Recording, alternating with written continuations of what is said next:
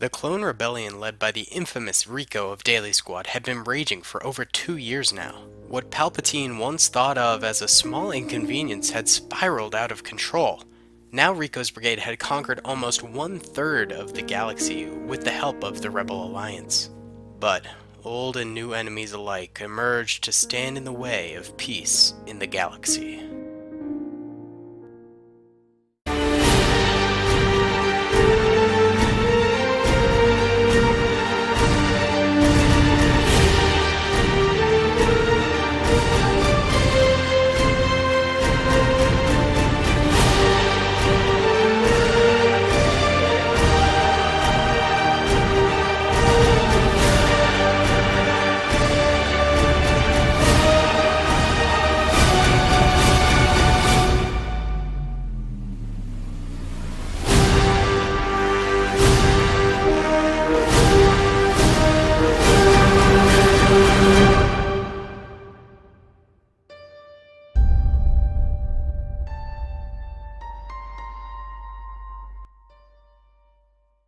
A clone trooper stood in front of Count Dooku's son, alone and defenseless against the intimidating hooded figure. Where is the shield generator for the Camino base located? And before you answer, think very carefully about what you say, for this very well may be your final words. I don't know. It's above my security clearance. The hooded figure grew increasingly angry, and through the will of the Force pushed the clone to his knees and ripped off his helmet. Now think again. This is your last opportunity. I told you, I don't know, you Sith scum. The soldier's neck broke and he fell to the ground. Dooku's droids placed him with the others before him. Then, they went to get a new one from the prisoner's bay. Rico was at a board meeting with Racket, Windu, Captain Rex, Flashpoint, and Flak. Alright, boys, first order of business. Welcome back Flak, who has been recovering from his wounds sustained at the Battle of Kashyyyk, Rico said. The group nodded to Flak, who was thankful to get back to work. Okay, now on to the war. No major battles seem to have occurred between us and the Empire in a few months. Well, really since we killed Rookie on Ryloth and recaptured the planet. But I don't think that means they're considering any sort of peace agreement. That's not the way the Emperor conducts business. I want all planets bordering the Imperial territory to be on red alert. There's no sense in getting sloppy because of a few good months. Flak, I want you in charge of these defenses. Yes, sir. But what about Jade and Dooku? Flak responded. I was about to get to that, actually. We also haven't heard anything from Jaden since he met with me and exposed Rookie. But we all know that meeting didn't exactly go very well. We currently have Racket's fleet poised over Geonosis doing reconnaissance on the planet's defenses. It appears that he is currently expanding his droid army in preparation for what surely will be a massive attack, so we must be ready for that as well. Racket has been put in charge of planet's defenses that surround Geonosis.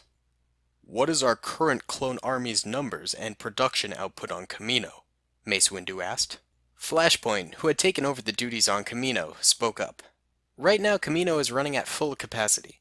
Each month we produce around 500 million clone troopers ready for battle. In total right now our army stands at 20 billion clones. We are still small compared to the Empire, but we stand a much better chance than when we started out. The Empire has grown to about 100 billion stormtroopers in total. These numbers are looking good. Rico, how are things going with the planets that we own now? The population seems happy, Mace. Our census shows population growth and average family incomes have gone up across the board. I still don't like how we're being called Rico Nation, but I mean it's flattering at the very least. Still can't believe they didn't go with Rexland.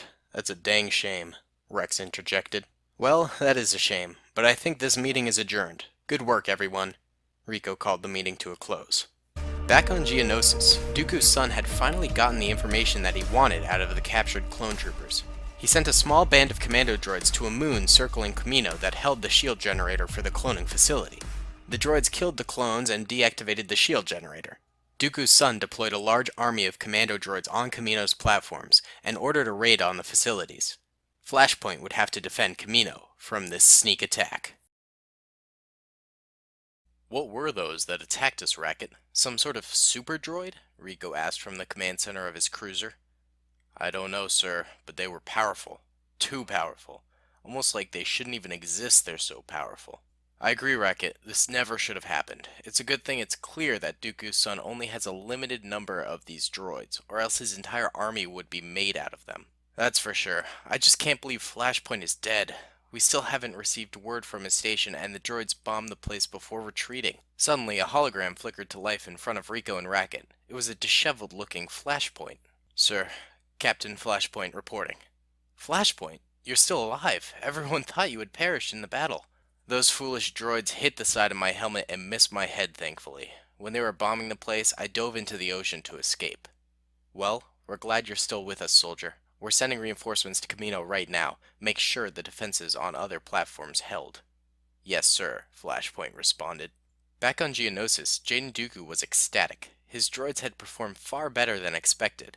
However, the armor he had used for them was so badly damaged that they were seriously weakened. The materials he used were scarce too, so that would be the last time his droids would have such high armor advantage in battle. But this didn't concern him, as his army had grown tenfold since his last major battle with Rico. He decided that he was going to do a full invasion of Camino while the defenses were still weakened by the previous raid. He programmed his droids and prepared them for the upcoming battle. Flashpoint would have to defend once again, except this time Rico's fleet had reinforced the planet.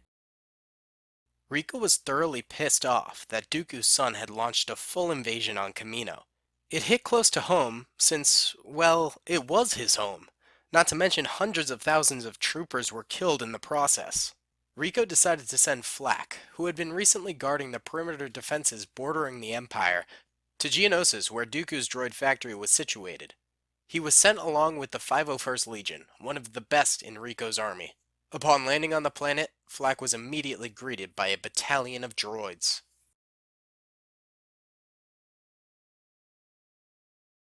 In Rico's haste to get revenge for the attack on Camino, he didn't stop to think of the possibility that it could be a trap. So, as Rico's army moved further into the Geonosian planet, they noticed droids occasionally watching them from afar, but they never attacked. A day after the initial landing, Flak was extracted due to an injury incurred, while Captain Rex was dropped off in order to take over operations of the 501st Legion. Rex decided to set up an operating base and then send LAAT gunships forward to scout out positions. However, suddenly the gunships ran out of gas and made an emergency landing. The clones realized it was likely sabotage and set up a defensive ring to hold out against the droids that would surely come for them. After the ambush on his troopers, Captain Rex reported to Commander Rico in person. Sir, after I relieved Flak of his duties, I sent forward a large scouting party which was immediately ambushed and destroyed. It seems like the droids know our every movement on the planet well before it happens. It feels as though there's always someone watching whatever we try and do. You're probably right, Rex. It was naive of me to go into Geonosis so blindly. It is their homeworld after all. I believe we should move in to strike decisively. No more messing around, we need to simply cripple them on the planet. What did you have in mind, sir? Let's just go for the main droid factory on the planet. It's only a few clicks north of your position right now. Do whatever it is necessary to take the factory and crush their production. Then we can systematically destroy any remaining battle droids on the planet. Very well, sir. It shall be done. The veteran of the Clone Wars went to work preparing his troopers. He decided to give his legion, the 501st, a break due to the heavy losses they've sustained already. Instead, he utilized the 212th Legion, a legion that he had often fought alongside with and had an excellent relationship with during the Clone Wars. The army marched towards the droid factory and came upon the entrance, which was sitting there wide open. Upon entering the factory, Captain Rex found no trace of any droids. It was apparent that they had cleared out a few days earlier. Rex was confused and concerned, and then his worst thought came true when a young private came up to him. Sir, scanners indicate a large droid army approaching. Blast! It was a trap, Rex exclaimed. Another private a ways away called to him. Sir, more droids have popped up on the scanners on the floors above us. Well, it's definitely a trap. They must have deactivated the droids so we couldn't find them. Quickly, take up defensive positions around the factory. Drag a few crates out to use as cover. We must hold these droids off or we are all going to be dead. Rico was looking over status reports when suddenly the officer's deck began to shake and sirens went off around the ship.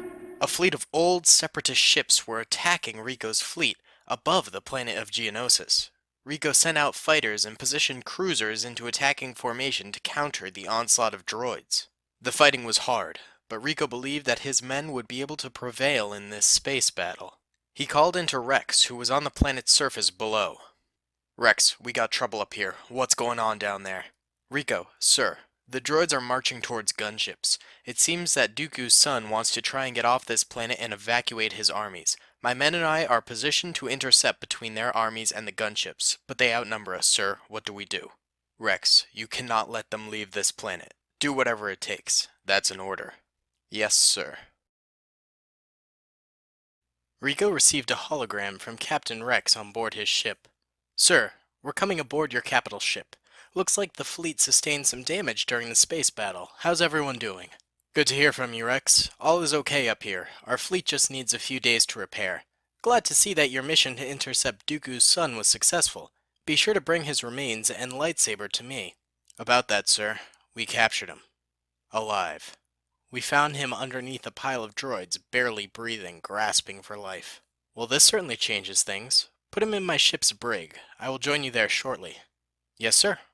Rico and Rex were in the brig with Dooku's son. Alright, Dooku, I want you to lay out a map of every single droid outpost that you have remaining. If you do this, and aren't lying, then we will consider letting you live. Dooku's son was about to respond when the lights went out and a single blaster bullet pierced the darkness. The lights came back on and Dooku's son was laying dead on the ground. Rico turned to find that Flack was standing there with a blaster. Jesus, Flack, why'd you do that? I should have you court-martialed. I'm sorry, sir, but he didn't deserve to live a single moment more.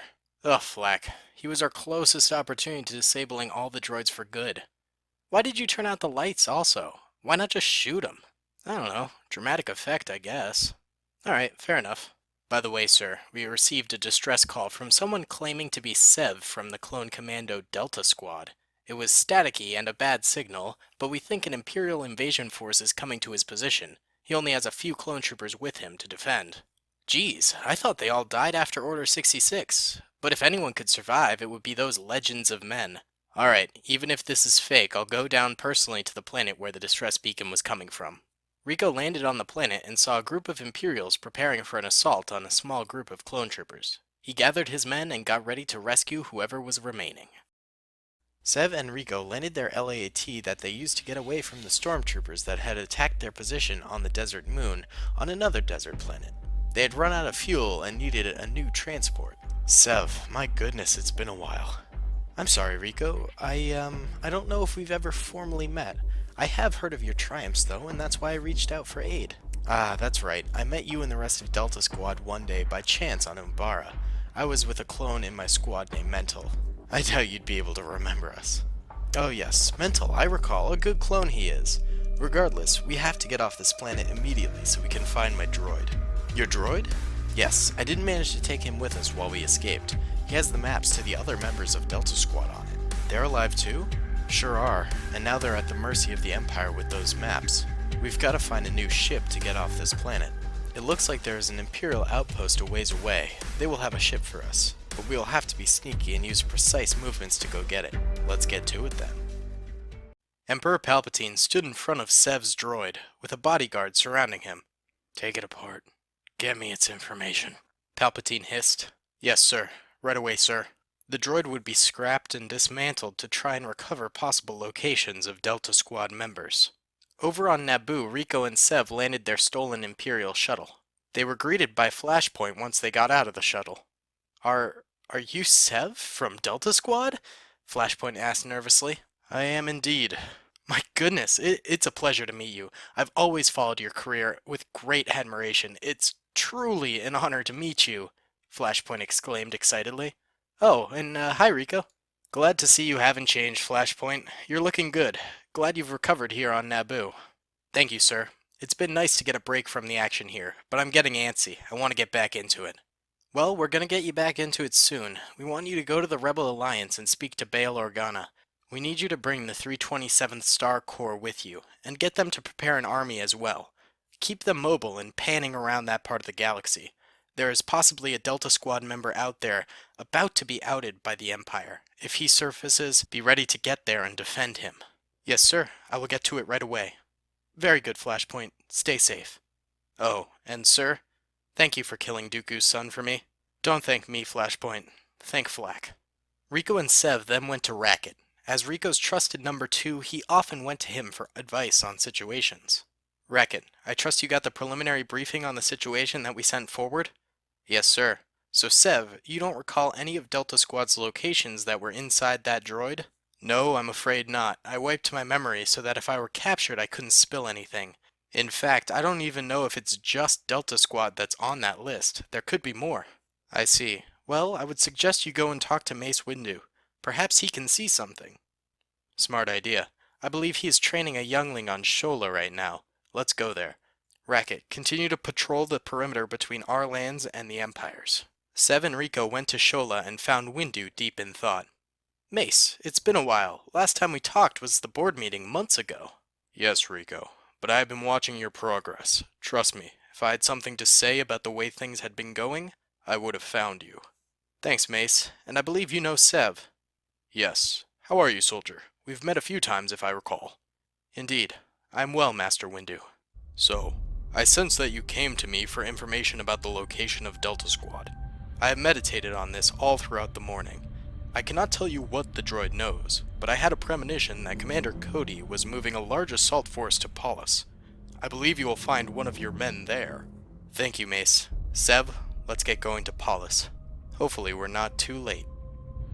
Commander Cody had just finished speaking with Darth Sidious about another location of a Delta Squad member being decoded from the captured droid. Cody smiled to himself underneath his helmet. He would have an opportunity to get the job right this time. Not to mention, he wanted to take something away from that blasted Ricos Brigade. Ever since they had entered into the galaxy, Cody felt hurt by his traitorous brothers. Why would they do this against the just and righteous Empire? Especially Rex, who Cody was especially close to during the Clone Wars. Perhaps he could be converted, Cody thought. You never know. Regardless, Cody met with his Stormtrooper Legion, the 212th, and relayed the mission on to them. They would go to this unmarked moon and take out any resistance that they found there. The moon was occupied by Fixer and a small number of resistance fighters that lived on the planet with him. Unluckily for them, Rico's brigade wasn't able to find the location of the moon in time. Fixer and his small number of troopers would have to fight on their own. Commander Cody, sir, we have recovered Commando Fixer's body from the battlefield. He is still breathing, though just barely. Well, this is a surprise. Those Delta Squad boys truly can live through anything. Take him to the doctor and have him fixed up in the back-to-tank. Also, implant a new inhibitor chip to fix his obedience. Right away, sir. Commander Cody stood still a minute. Something didn't feel right about what he had just ordered. Should he really be playing with people's minds, especially those who went out of their way to escape from this galactic conflict? But then again, this was what the Emperor would want, and his allegiance was to him. His stomach felt like it was doing backflips in his body. He needed to sit the next battle out. So he sent an army to the location of the next member of Delta Squad. There was still one more coordinate on the list that was deciphered after this, which he was curious to find out what that was since all of the members were now accounted for. Back at Rico's capital ship, Rico spoke with Racket. Seems like Windu thinks the last member of Delta Squad is in the rebel planet of Bonadan. Luckily, I sent Flashpoint to this sector with the 327th Star Corps a while back, but I want to send more troopers just in case. Who do you think we should send? Actually, sir, now that you mention it, I've been interested in giving a soldier named Captain Boris a bigger command opportunity. He proved himself in the trap on Geonosis a while back. He's plucky and excitable, but I think that he will turn into a fine leader. Sounds like how you were back in the day, Racket. Very well, send him with more 327th troopers, and have him meet up with Flashpoint. I don't want them going into battle until they're together. Rico knew this delay would mean the Empire would reach Bonadan first, but he didn't think Flashpoint and the rebels had enough troopers to take on the Empire. It seemed like Cody was going all in on this assignment, sparing no cost. It was truly a shame that they had to go up against each other like this. The few times he met Cody, he always admired him. But he knew what had to be done, and wouldn't hold back against the Empire, no matter who was commanding their troopers. Boris and Flashpoint made it to Bonadan. They were both young and always anxious to get into battle. They would make quite the pair, but the first fight was going to be tough. The Empire's assault on Delta Squad member Boss was already underway. They needed to attack before Boss's small defense crumbled. The clone and rebel army assembled to march. Boris and Flashpoint boarded LAATs with their men to fly back to Rico's capital ship, the Liberator. Boris went aboard with the still unconscious Delta Squad Commando boss, while Flashpoint took another LAAT. There seemed to be a malfunction in Boris's ship, however, as every other LAAT had already taken off, but theirs wasn't able to. He tried radioing to Flashpoint from the ground, but wasn't able to get a hold of him. Then, suddenly, Boris and his men were completely surrounded by Imperial troopers and Commander Cody. "You all thought you were so clever, didn't you?" Commander Cody sneered. "Thinking I wasn't able to realize you were going to flank me during that battle? Come on." "Cody, don't do this. You know that the Empire is brainwashing you," Boris pleaded. "Enough of you. Take this one to the brig, and go fix Boss's inhibitor chip." Boris was separated from Boss and ended up in a prison on a forest planet. Him and his men stood around for weeks, with only one meal a day. It all seemed lost. They would rot in this prison before they ever saw someone from Ricos Brigade again. Boris's youth-like energy was gone. Now all he felt was that he let his men down. More importantly, he felt like he had failed Rico, a man he and everyone else looked up to as a father. It crushed Boris's spirit. One day, a stormtrooper entered into their prison and stopped. "Captain Boris?" the trooper asked. "Yes, what do you want?" "I'm Thunderbolt. I was sent by Commander Racket to free you guys." "Thank goodness! Have you got weapons for us?" "No, I only have my blaster, but there is a weapons depot near this location. We'll go there and then get to an LAAT I have parked outside the base. Let's go." Rico stood alone, gazing off into the distance on Naboo. He often found himself contemplating silently in times of rest. "Rico, buddy, what's up?" Racket had appeared behind him. Nothing, Racket. Just feels like everything is falling apart right now." "In what way?" "Well, Boris has been captured, we lost 2 members of Delta Squad, and the Empire is attacking on all of our fronts." "Well, sir, respectfully, you're wrong. We sent Thunderbolt to get Boris, and he is a pro. I'm sure Boris is in safe hands. Also, we acquired 2 members of Delta Squad. That was no easy feat, not to mention, we are holding our own against these skirmishes with the Empire." "You're right, Racket. It's always good to have you around. Always the optimist to my pessimist." "My pleasure, buddy. Now, it's Life Day. Let's go join the others." Later that day, Rico, Racket, Flashpoint, Flak, and Captain Rex were all hanging out together on Naboo. Sadly, Obi-Wan was back on Tatooine on his mysterious assignment, while Mace Windu was training younglings, so they were unable to join them. But the clone officers were having a great time joking around together. It had been a long time since they were all able to unwind. But this wouldn't last, as a clone private approached the group. "Sirs, an Imperial fleet has broken through our fleets above. Ground invasion forces are landing around the city. Blast! They must have discovered our Life Day celebration. Alright, boys, it's been a while since we've all fought together, but let's give them a piece of us."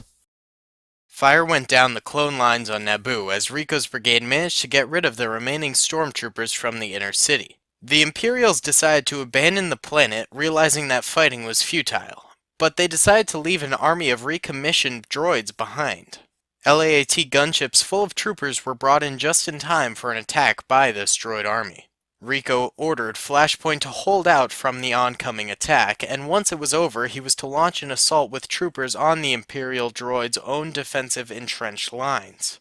Victory would ensure that Naboo would be secure for Rico's brigade. Rico and Racket stood in front of the body of Thunderbolt. Boris stood across from them as well. All 3 men were solemn. "Even though I only knew him for a short period of time, he was a good man, and I wouldn't be here without him," Boris said. "Yes, he was one of the best, and he will be missed," Racket praised him. "Such a shame to see a good man go," Rico said. A funeral would be held later on, but for now there was more pressing matters to attend to. Scorch and Sev had asked Rico for a meeting. "Rico, we are appreciative that you saved us from the Empire, but we have something to ask of you," Sev said. "And what is that?" "Well, we would like an army to go and fight Fixer and Boss. We need to capture them and stop that brainwashing chip." "How do you plan to lure those 2 into battle?" Rico asked. "Well, we already have, sir. We found out that Cody has positioned them on the planet of Iradu with their own army. They've been tasked with defending the planet. If we did a planet-wide assault and gained victory, then we could liberate Fixer and Boss while simultaneously capturing another planet for Rico's brigade." "Well, I'm convinced. Not that it takes much to trust you. You are members of Delta Squad after all. Take the men you need, and good luck." Captain Rex stood in front of the shiny new 501st soldiers. After the attack on Life Day, Rico ordered Rex to reconstruct the old Legion. Take the best of the best that the new recruits of Rico's Brigade had to offer and train them to be even better. They were the elite corps. Rex understood why Rico wanted this. He wanted to have a unit ready for anything, capable of stopping another Life Day attack definitely. Rex was proud of the legion that he had created. It was strong, but few of them were battle-hardened. He needed a chance to prove them as capable. That would get the shininess out of them. There was one captain that had helped him train them. He went by the name of 55. He was a legendary sniper from the Clone Wars. Rex trusted him entirely. Similarly, Commander Cody stood in front of a legion of new elite stormtroopers. Next to him was a soldier that was named the Dutchman. He was called this because of how he had crushed almost every rebel that stood in his way, because he never seemed to stop fighting. Never settling for a single moment, just like the Dutchman pirate that once raided the galaxy. Cody was putting him under the command of his new legion that was created. He wanted a new general that could help him with these attacks, especially since Darth Vader and Emperor Palpatine were off training in the ways of the dark side of the Force. But this new legion of troopers was not quite ready for an assault, and the two Delta Squad troopers had lost a great deal of Cody's own force, so he was unable to attack Rico's brigade for now. Even though the Empire wasn't going to be attacking Rico for the time being, that didn't mean Rico's brigade would be out of action. Rico went to Rex to discuss an upcoming mission and an opportunity to try out the new 501st Legion. Rex, the Hutt Cartel are a group of criminals that I've been putting on the back burner for a long time. Obviously, we've quarreled with them in the past, but we never fully destroyed them. Recently, they've been attacking our trade routes, causing great losses for not only our markets, but also the war effort. I want this to end, so I'm sending you to take their home planet of Nal Hutta.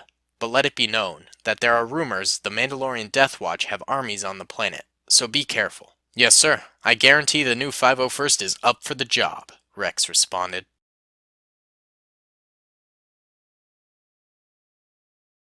Rex was extremely satisfied with his men's performance on the Hutt planet of Nal Hutta. They had performed very, very well. He felt like he could now successfully be the attack force Rico desired to have. His men were proven. He was on his capital ship, known as the Fortifier, flying back to Camino to resupply. Not far away, Commander Cody spoke to Dutchman. Your troopers appear to be coming along nicely, Dutchman. I'd like it if you could perform a test run for me. I think they are ready, sir. I have put them through rigorous training exercises. What would you like done? Well, if you're going to be an elite legion, they need to fight elite enemies. I've gotten word from our spies that Captain Rex's ship is flying nearby. Go and take him prisoner. Very well, sir. We will disembark at once. Rex and 55 were chatting on the ship when the sirens began to wail in the background. They were under attack from the Empire. A sergeant came up to give them a report. Sirs, it looks like an Imperial cruiser is about to drop off troops into the Hangar Bay area. Any clue who they might be? Rex asked. No clue, sir. The ship's markings aren't ones we recognize, but they outnumber us by a long shot. I'm afraid we might lose this one. Prep the LAAT gunship for departure, and tell the rest of our ships around us to get into hyperspace and get the heck out of here. No sense in losing the entire Legion if they're just after the capital ship. Very well, sir, but it will take 10 minutes to prep the gunship for takeoff. It's completely out of fuel right now. Well then, 55, it looks like we're going to have to hold off the enemy for the time being. No, sir. It looks like I'm going to have to hold off the enemy. I want you to get out of here. Take an escape pod to the planet below and hide out there until Rico sends help to come and get you. I don't take orders from you, 55. I know, sir, but respectfully, you're far too important to the Legion to lose. You have to stay alive. I understand you're concerned, but you can't do this battle alone. Sir, they call me 55 for a reason. Now get out of here.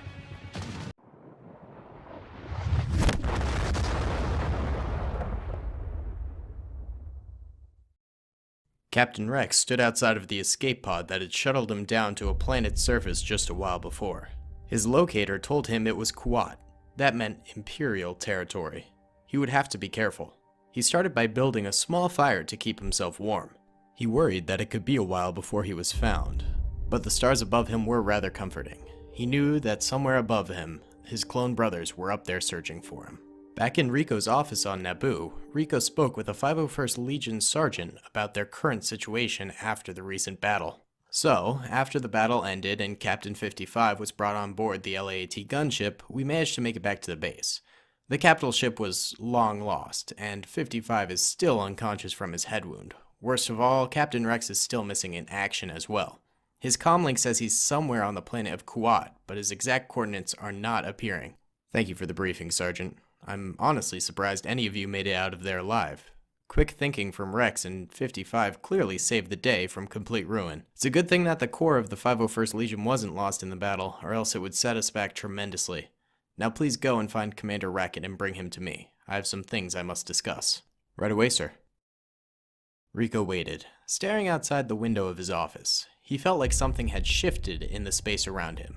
The tiny part of him that he had sometimes dreamed could almost feel the force had changed, and it terrified him. Sir? Racket was standing behind him. Ah, yes, Racket. Sorry, I was just spacing out there for a moment. What else is new, Rico? You've been pondering things mysteriously at that window for years now.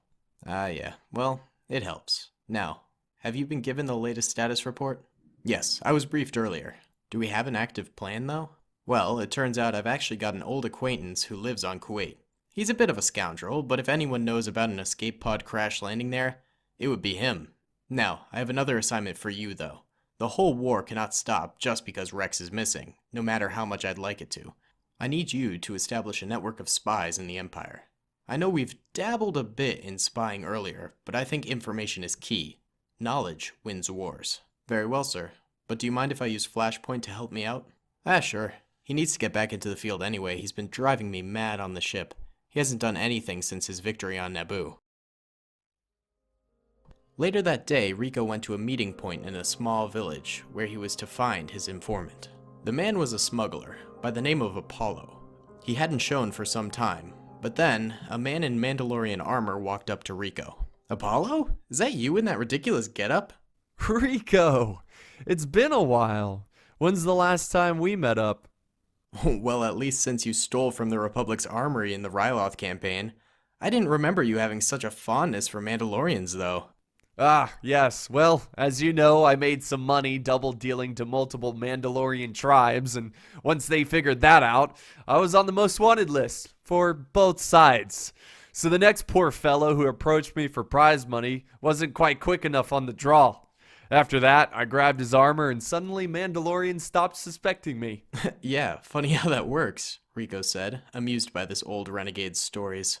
But a bit back down to business here. I need you to find out about a crash-landed escape pod of ours on Kuat. A person of great importance was upon it. Ah, yes, the canteen was buzzing the other day about the battle around the planet. Space debris had been falling all day. I can look into it and get back to you in about a day or so. Thanks, Apollo. You will be rewarded if you can get this man back to us. Well, in one piece, that is. Apollo went back to his fighter and stood there for a minute contemplating his options. He had, in fact, already found this escape pod Rico was talking about. The other day, he had been going from crash site to crash site looking for valuable parts in the wreckage when he chanced upon a clone sitting before a fire. He watched from afar. It was clearly Captain Rex. He dared not approach him. The man was notoriously a dangerous warrior, after all. Apollo boarded his ship and plugged in the coordinates of his next destination in the Navicomputer. Back in Ricos Brigade territory, Flashpoint met with Racket. Flashpoint, I want you to help me train a new intelligence wing in Ricos Brigade. I think your history in the 91st Reconnaissance Legion will come in handy with this. Yes, sir. I would love to help. It's been a long time since I've utilized my skill set. Very good. I will get some recruits together and we can go to work promptly. Light years away, Apollo stood before Commander Cody. Commander Cody, it's a pleasure to meet again. I think I have some information that could be of some service to you. What is it that you want, smuggler? Alright, no need to use that term so negatively, Commander. It's just a job after all. Can we just get on with this? I've got places to be. Right. Well, I happen to know the location of a stranded Ricos Brigade leader. I believe you know him as Captain Rex? I'm interested. Keep going. Well, for the right price, I can deliver you straight to him. On top of that, for just a little extra, I can lure Rico himself your way. Well, I've never liked your style, Apollo, but you certainly show results. We will pay whatever is necessary, just make it happen. Apollo returned to his fighter where he called on Rico's holocron. Rico, I've sent you your lost escape pod's coordinates on Kuwait. Wire me the money now. It's been a pleasure. Thanks, Apollo. I owe you for this one. Next time you're around Naboo, I'll treat you to a drink. Rico's holocron disappeared, leaving Apollo standing there. He felt guilty, which was odd for him. Maybe his old age was getting to him. Ah, blast it. he said to himself. Apollo got into his ship and programmed his personal army of assassin droids to move towards the site of the ambush. He then tried contacting Rico again, but it was too late. The holocron channel had been shut down and was no longer responsive. He couldn't get word to him. He used an old smuggler's coding system to send a typed message to Rico's capital ship. He just hoped that it would reach Rico in time. With that, he could go back to his bars and relax. His conscience was clear once more. On the planet of Kuwait, Rico had landed in the designated position and was disembarking his troopers. He made sure that they were prepared. They were in enemy territory after all. But he had brought a light number of soldiers. The plan was to slip in and out before the Empire could respond at all. Suddenly, a space battle broke out in the orbit above them. Rico's ships were under full attack from an enemy fleet. A clone sergeant approached Rico. "Sir, it seems like our ships have been encircled and attacked. They were attempting retreat now. Additionally, a coded message has come in." "Well, what's it say?" Rico demanded, exasperated. "Empire, gotten to Rex, ambush ahead, assassin droids friendly." It was sent from a code name called Pixelated. Blast! That's Apollo's alias. The intel is accurate. Ready the men and get the gunships prepped for evac. Make sure the forces that have gone ahead turn around immediately. No exceptions. This battle is about to get rocky. Suddenly, a massive barrage took out all the clone trooper LAAT gunships.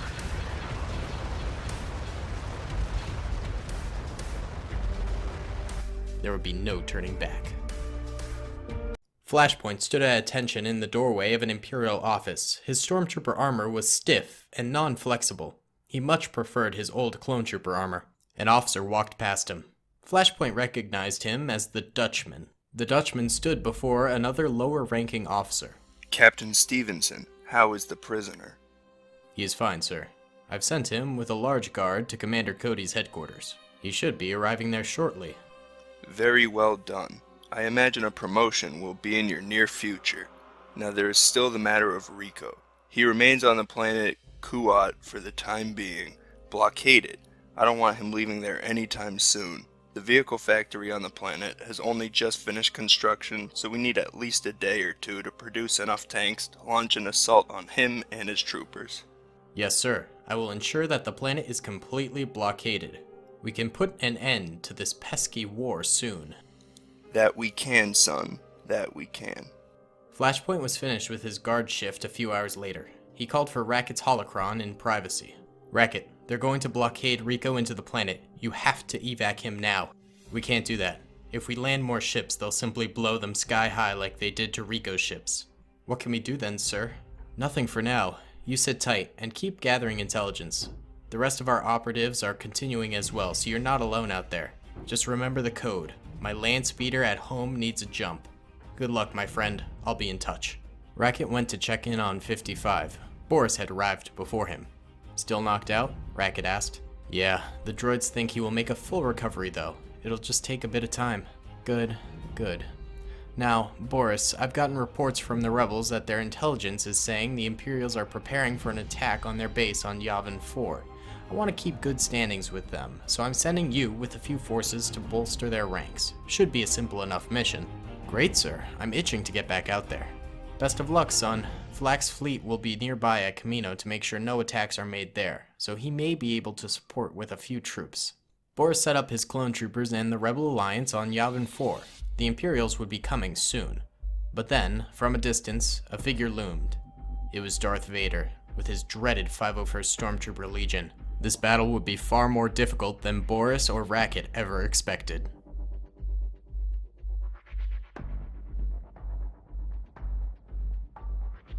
Rico stood with some of his few remaining generals' staff. The men were brutally battered. The Empire had been poking at their defensive perimeter for the past few days. Rico knew it was that blasted Dutchman toying with him. It was like a cat playing with its food before it devours it.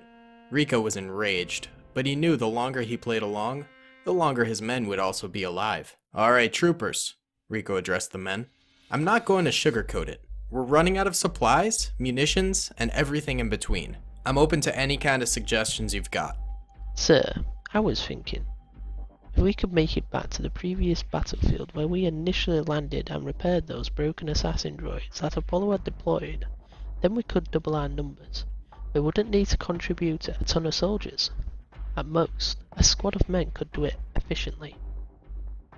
I don't think returning there is a good idea. For one, it's far too risky, the Empire's all over this planet.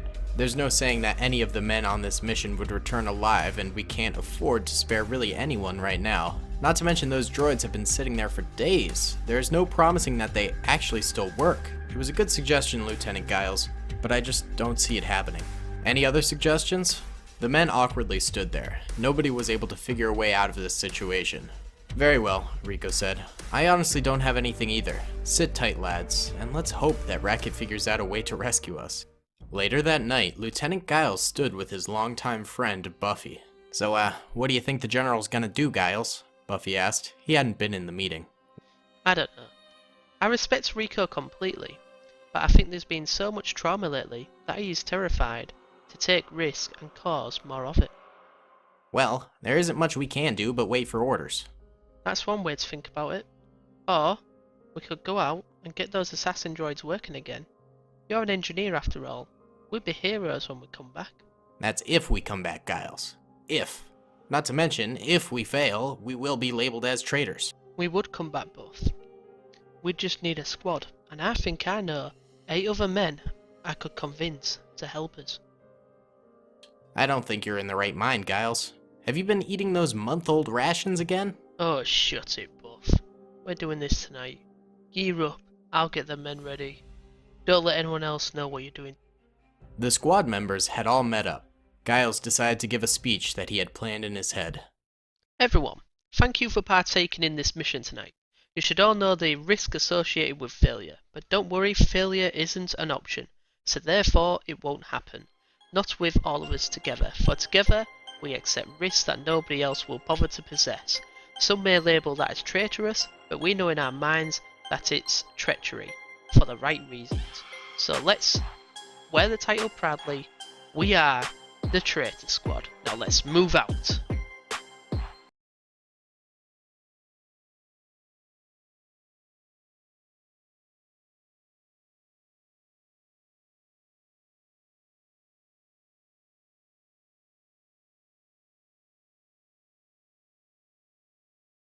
Flashpoint was walking around the Imperial base when he heard a conversation at a doorway. He thought he might get some more intel from this that would be useful to Racket, so he snooped as close as he possibly could without getting caught. Then he heard the voices and the unmistakable sound of the Dutchman. Thank you for bringing this to my attention, soldier. I knew Rico likely had spies around the base, but this just about confirms it. Round up the barracks, we're going to get down to the bottom of this and expose these operatives. Flashpoint froze with nervousness for a moment. The Dutchman had found out about Racket and his entire operation. He had to act fast to make sure the troopers know what is coming. So he ran to his nook in the armory where he called upon Racket. Flashpoint, why aren't you using the encrypted hololine? Racket asked, knowing something was afoot. There's no time, sir. Dutchman is about to go and round up all of the troopers and try to figure out who are traitors. Sir, it appears they might know everything.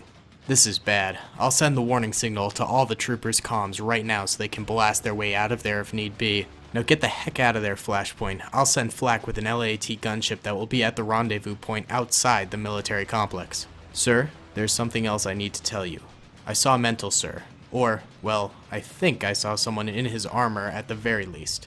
There was a clone trooper in a cell when I briefly walked by the prison bay the other day, and his markings resembled that of the Daily Squad war hero.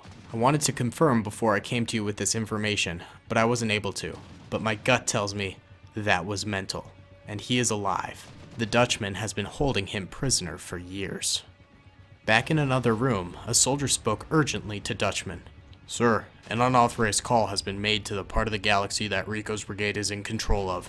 The call is coming from the armory. Those sneaky spies, get a squad of men to get down there. I want that clone dead or alive. In the armory, Flashpoint had signed off from the call, but he heard boots coming towards him. He realized he wasn't getting out of there alive, so he picked up a heavy machine gun to hold the door with. He blasted away as many of the oncoming stormtroopers as he possibly could, but eventually he was hit and fell to the floor, dead. But Flashpoint would not die in vain. The rest of the spies had been alerted and were now going to have the opportunity to blast their way out of the Imperial base. Flashpoint had given them a hope of survival. Rico and his men had moved into an old abandoned camp for shelter a few days earlier. They had lost some troopers on the move. He was down to maybe 100 left. The Dutchman was still sending occasional troopers to skirmish with them, and that was causing a lot of losses. It was keeping Rico's men on the verge of destruction this entire time, but never fully pulling that trigger. A soldier ran up to Rico. "Yes, Phantom? What is it?" Rico asked. "Sir, Whipper and I were trying to fix that old celestial tracker to try and get a signal out to Racket. And, well, it worked.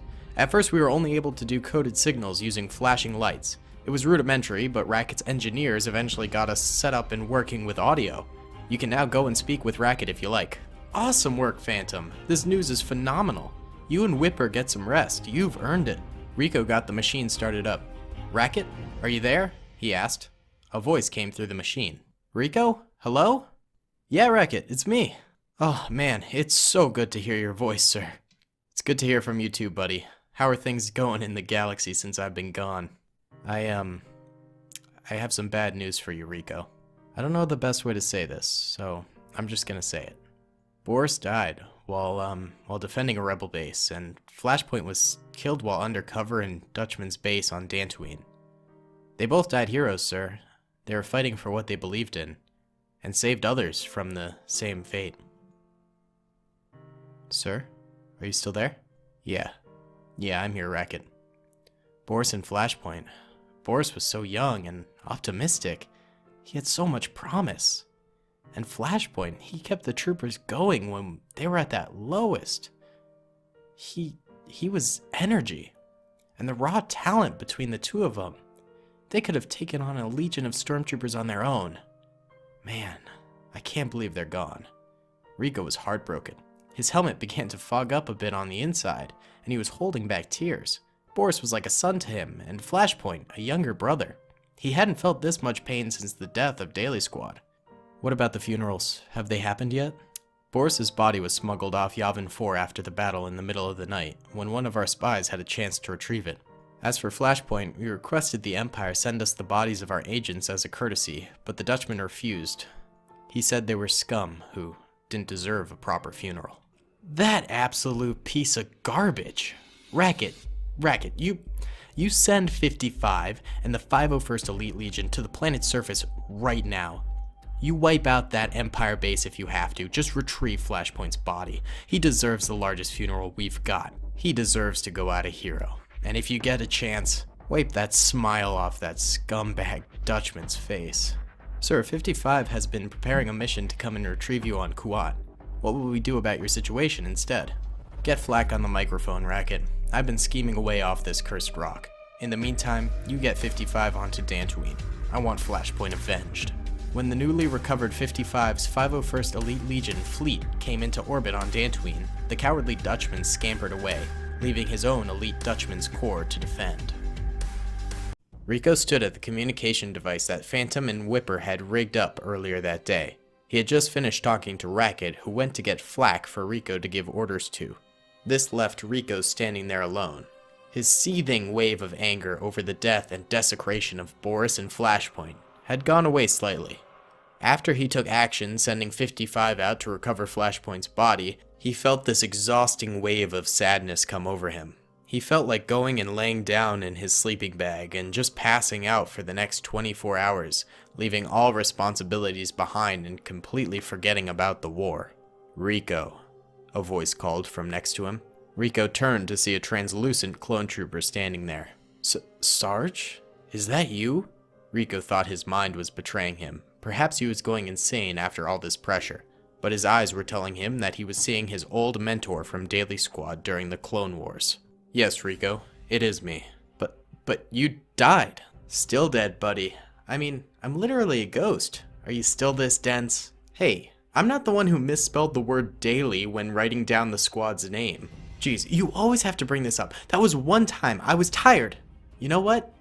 No, we're not getting into this again. I was sent here to give you aid. You have to turn back to Giles. Though he was foolish in his movements, he was correct in the outcomes." "So you're really just gonna go for the stereotype of Force ghosts making no sense, huh?" "Yeah, I didn't want to make things too easy for you. And I'm not exactly a Force ghost, but I'm sure you'll figure that out in time. Good luck, my brother." I miss you. With that, Sarge's figure disappeared, and Rico was left once again. Commander Rico, are you there, sir? Rico's attention was returned to the radio. Yes, Flack, yeah, I'm here, sorry. It's good to hear from you, Commander. It has been a while. That it has. But we're going to be together real soon. I've got a plan. Rico had laid out everything in his mind on how he wanted to get reinforcements to him and his men. That was his main priority currently. He would need more time before taking action on what Sarge had just told him. He also needed to meditate on the information. Flack, I want you and your men to get on board escape pods filled to the brim with supplies and jettisoned down to the planet's surface here. Escape pods are the fastest way onto the surface, so they will hopefully blow past the Imperial blockade above us without too many losses on the way down. I want you and your men to go and land on the other hemisphere of the planet. The Dutchman is concentrating his forces where we are located, so if you land away from us, then you won't be met with as much resistance. When you and your troopers get to the surface, create a defensive perimeter.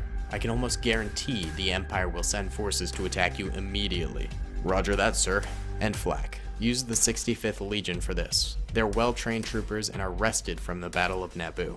Okay, I will see you on the planet's surface in a bit, sir. Very good. We'll warm up some tea for your arrival. Flack landed his escape pods on the planet's surface and his troopers disembarked.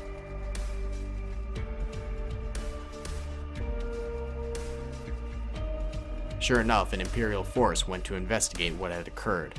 Flack ordered defenses to be set up, just before the Imperials got there. But some of the escape pods had landed too far off. The force had been split up, and the clones would have to fight in a weakened state because of this. Flack, do you copy? Rico said to a hologram of Flack in front of him. Yes, sir. Hear you loud and clear. Very good. It seems like Phantom and Whipper got the shortwave communications up and running. Now listen here, Flack. We need to meet up as soon as possible. When our forces are spread out like this, we're both weak, but together our strengths are maximized at the very least. Sadly still, I don't think that will be enough to get off this stupid rock. So I have a mission. I must go out and do it on my own. That will hopefully gain us a new ally. In the meantime, begin heading north towards our side of the planet, and try to keep engagements with the enemies to a minimum. No point in losing our numbers now. Can do, sir. The boys and I will start moving out now. After Rico finished giving out orders to Flack, he went out and found Phantom. Phantom, I'm heading out with a small task force in a few hours, maybe even a day or two if things go slowly. You're in charge of the forces while I'm gone. Yes, sir. I'll keep the men ready for anything. Rico then geared up in his private sleeping quarters in the old base. Good man, he thought to himself. Phantom didn't question leaders, but just did as ordered. And he did it well. He hoped the young clone would get out of the coming battles alive. But honestly, it would take a miracle if anyone got out of this mess alive. There was still hope, though. Rico had pondered Sarge's advice for a long time. He finally understood what it meant. Giles had been right about needing Apollo's old junked assassin droids to get off the planet. If only Rico had trusted the brave soldier earlier, and maybe he wouldn't be dead. But Rico knew he couldn't dwell in the past. There was a job to do, and that was to finish what Giles had started. Rico got a small band of soldiers together and explained the mission to them. He picked his men carefully, only the best in the bunch, and they had to travel light so as to go undetected. When they were all ready, they left for the scrap pile of droids.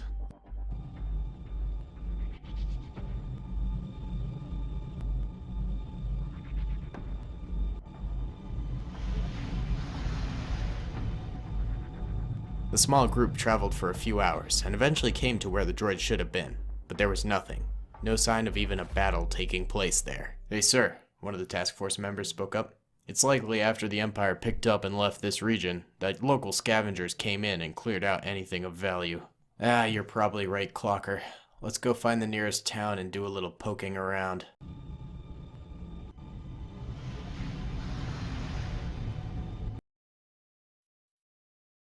Rico and his party found a town nearby and went to the local bar. Rico left the troopers outside to guard in case of incoming Imperials, and then found someone to talk to. Hi there, I'm looking for some information. Think you could help me? A clone, huh? Kinda surprising to see one of you in Clone Wars armor. Thought only Rico's Rebellion wore those. Yeah. Well, my unit just hasn't had the upgrade yet. Chalk it up to bureaucracy, I guess. Now, I heard some scavengers took hold of some scrap droids from a recent battle nearby. Any clue on where they might have gone off to? The Empire needs to know their location. Well, what do you have to offer? I've got 100 credits.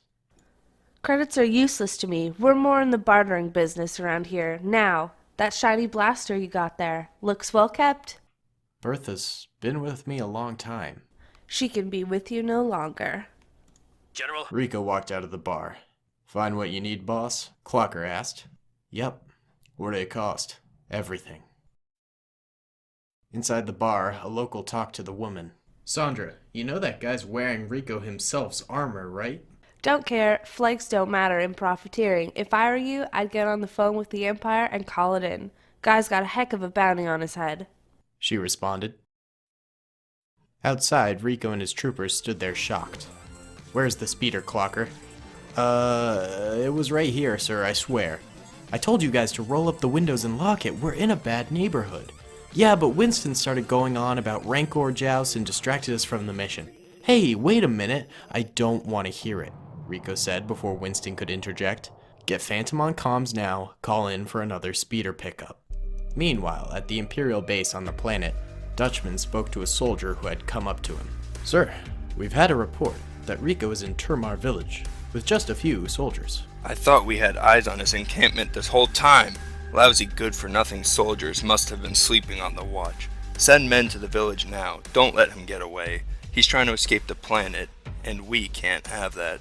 Kill him if you must. I've had my fun with him.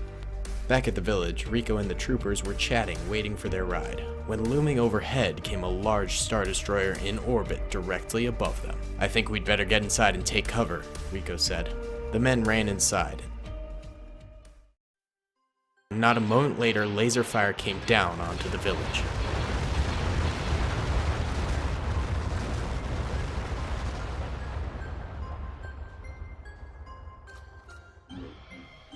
Great, you've brought the Empire here and they're destroying our village.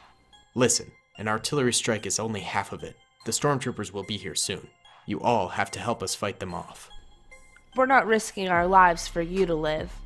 I don't want to ask this of you, but think about it. If you don't fight, the Empire will kill all of you anyway.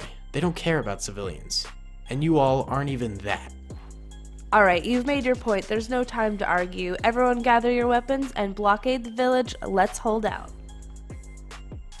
Rico stood with Clocker over the dead bodies of the remaining expeditionary crew that they had come with. The third clone trooper that had managed to escape with Clocker and he had died in their stolen transport vehicle. It turned out he had a wound that he didn't tell them about, and he succumbed to it suddenly. That blasted fool, Rico said.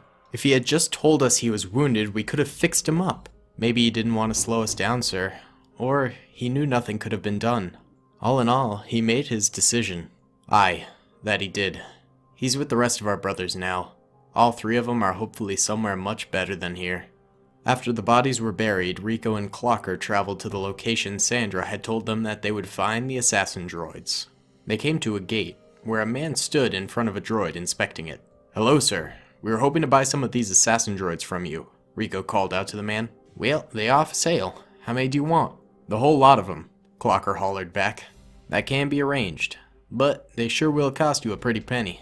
I have plenty of credits, just name your cost. You look like you got some sand on your armor, so you should know around here we don't have much of a use for credits. What will it cost then? How about that there mighty fine troop transport truck? Looks top of the line to me. Oh, very well. You may have the transport. Now please program the assassin droids to obey our orders, so we can get out of here. Very well. Pleasure doing business with you. Soon, Rico and Clocker were on their way back to their base, this time with an army of assassin droids on their back. At the base, Rico found that Flak had managed to meet up with Phantom with his 65th Legion and had killed the stormtroopers that had surrounded the base. They are finally all together once more. Clocker, Phantom, Flak, and Rico were in the same room, and Rico addressed them. Alright boys, we're almost home free. With the remnants of my Legion, the new assassin droids under our control, and Flak's troopers, we just might have a shot against the Empire. Now, we only have one shot at a battle here. Too many engagements would just cripple us, so it's all or nothing now. There's an Imperial military base not far from here that is attached to a civilian town. We're going to march that way and try to break through and get to the ships that are sure to be within the base. Then, we're going to rendezvous with Racket's fleet at orbit as fast as possible, so we aren't shot out of space by the Empire's blockade. Finally, we get away from this desolate place. It all sounds simple, but it won't be easy. We don't have any armor support nor any reinforcements coming our way. It's just us boys. So let's go out with a bang. Enough of this hiding around. Today, we bring the fight to the Empire. Today, we liberate ourselves.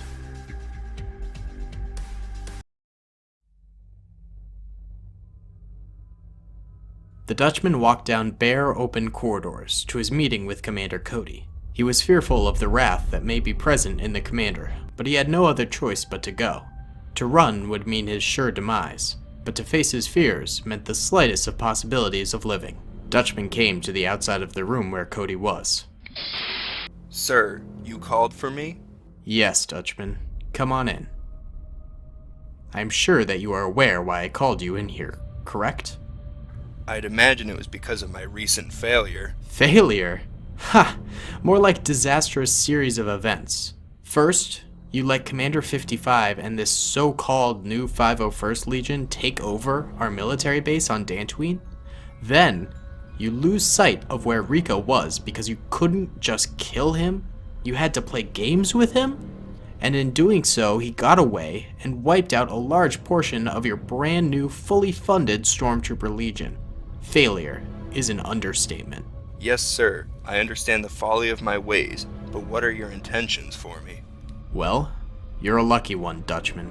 It turns out Lord Vader has taken a liking to you for whatever reason, and has ordered me to give you one last opportunity, with a short leash, of course. Plus, you did manage to bring me Captain Rex. Now go and gather your troopers. I have some information we must act upon. With Dutchman gone, Commander Cody went to the prisons to visit his captive for the first time, Captain Rex. Well, well, well, Cody. You finally decided to grace me with your presence. I never thought you'd actually work up the courage to pay me a visit yourself. How could I not, Rex, old boy? You know, I love to reminisce about the good old days, but I'm afraid we won't have much to talk about. Yet, anyway. What do you mean by yet?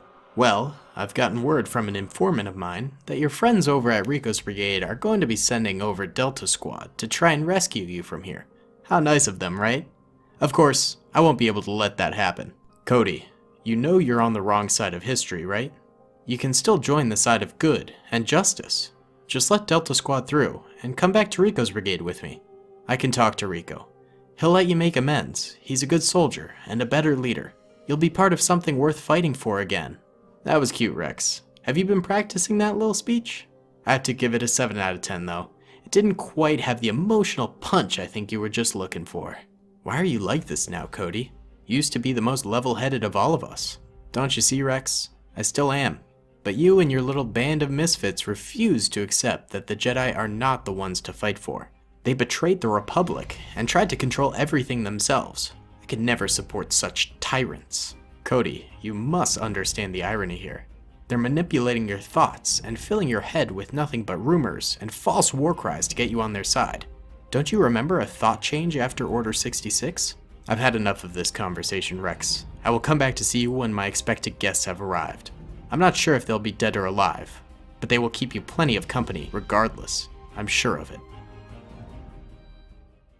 Rico was standing in his armor, freshly shined to perfection, along with the rest of Rico's brigade leaders, who were in their best attire also. They were standing before the caskets of Boris and Flashpoint. Soldiers. Before me are the caskets of 2 clones, but I would prefer to use the words heroes. These men exemplified the difference between each and every one of us clone troopers. They had their own wonderful personalities, their own mastered skills, and their own relationships to those around them. I would like to commend them for being excellent soldiers, but I wish I didn't have to. I wish I could stand before you all and talk about how Flashpoint was like a son to me, charismatic, full of life and creativity. I wish I could say that Boris was a dear friend to me. I want to say that I admired his sense of humor, his social skills, and his ability to find amusement in just about anything. But sadly, I can't talk about those real qualities, for we are in war. When we're at war, suddenly personalities go away, and all we are remembered for is how good at soldiering we were, or how our marksmanship was, or even the ability to follow orders. It's one of the greatest atrocities of war. the loss of traits and personalities in favor of our abilities. But let's not let that happen to these fine two men. Let's keep them alive in spirit and win this war, so that each of us can die with personalities and not with statistics. Don't get me wrong, Flashpoint and Boris will be missed, and they were some of the best of us. But they would want us to keep going. They would want us to fight on in their namesake. So let's just do that. Remember them for their real qualities, and let them become symbols for what we truly are fighting for: independence and uniqueness. After the funeral, Rico and the commanders stood together. "That was a touching speech, sir," Racket said. "I think they would have appreciated it."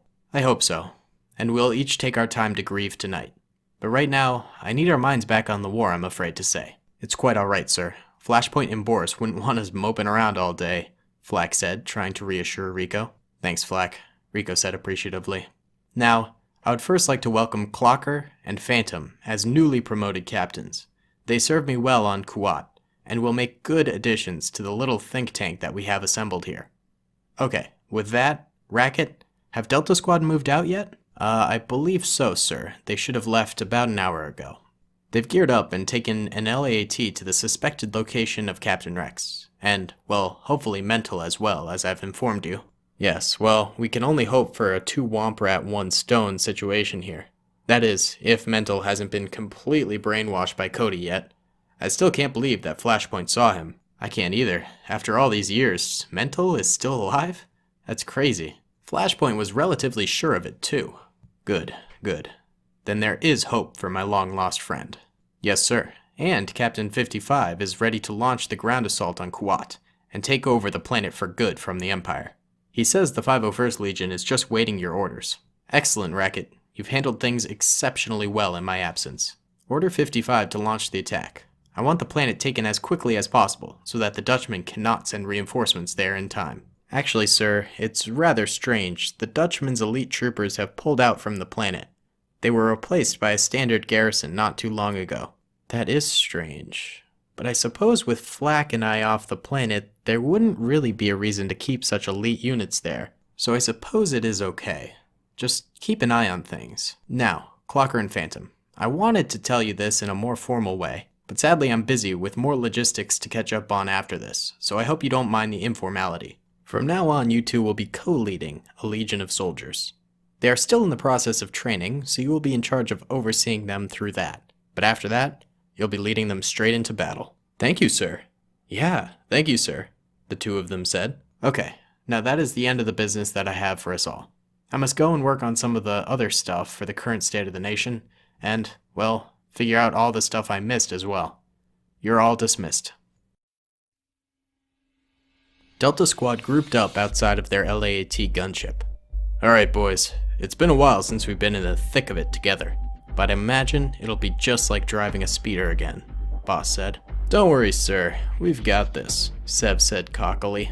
Suddenly, there was a rumbling sound, and the valley where they had parked their ship was trapped off by large boulders that had avalanched downwards. Stay sharp, guys. This doesn't seem normal. Then, out came the Dutchman. I wouldn't fire those weapons, boys. I've got the place surrounded by snipers at all sides. Even you couldn't blast your way out of this one. Put them down, guys. They've got us. 55 was standing before a sergeant. Get the troopers moving, Glasden. I want this trash bucket taken by nightfall. As you wish, sir. The 501st moved out to engage across the entirety of the planet.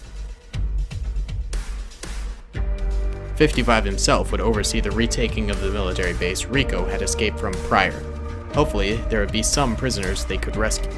The soldiers marched forward, and once they reached the outside defenses, all hell broke loose.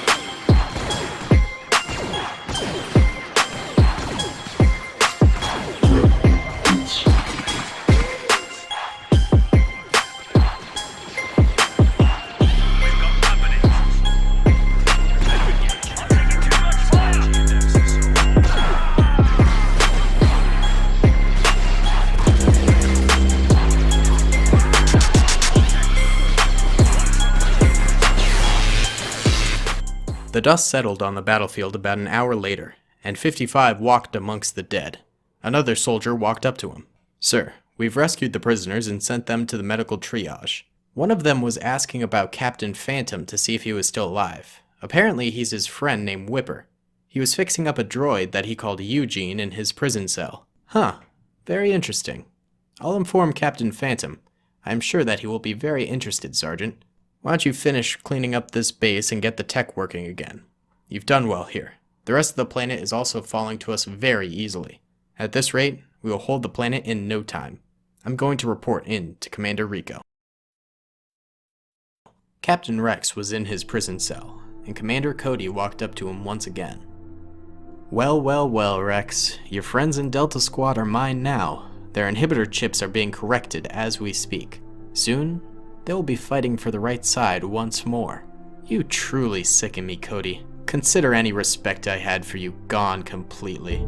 I thought it was possible to save you. I'm not sure that's even the case anymore. You're too far gone. Well, you'll think differently in an hour when the surgeon has had his time with you. We'll be fighting side by side once again, and you'll see the defects in your ways."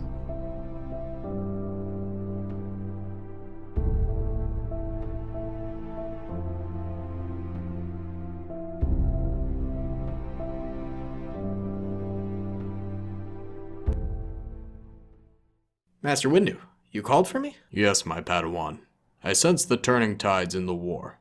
It looks as though we may have to go into action sooner than I had previously predicted. Go and see our commando friend about finishing preparations for the ship. He will need to step up the timetable." "Yes, sir." "Hey, Blitzer, it looks like we might be moving out sooner than we thought." "Alright, I guess I can make that happen.